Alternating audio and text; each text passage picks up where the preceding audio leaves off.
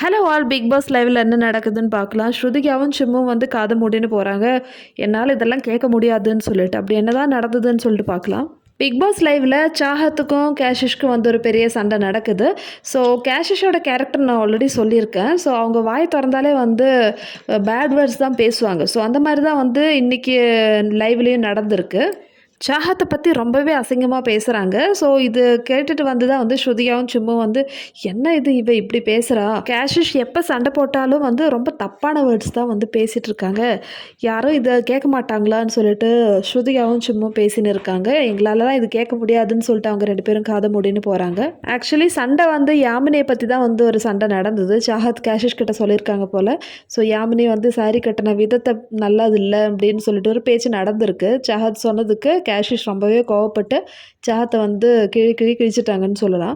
So இது கேட்ட உடனே தான் வந்து ஸ்ருதிகாவுக்கு வந்து பொறுக்க முடியல, இப்படியெல்லாம் வந்து பேசுவாங்களான்னு சொல்லிட்டு. நான் இன்றைக்கி மார்னிங் ரிவ்யூவில் கூட சொல்லியிருந்தேன், இந்த கேஷிஷோட இந்த கேரக்டர் வந்து ரொம்பவே தப்பாக இருக்குது, ஏன் யாருமே இதை கேட்க மாட்டேன்றாங்கன்னு சொல்லிட்டு அட்லீஸ்ட் இந்த வீக்கெண்டாவது இந்த பிக் பாஸ் வந்து கண்டிக்கணும், இல்லை சல்மான் கண்டிக்கணும்னு சொல்லிட்டு நான் நினைக்கிறேன்.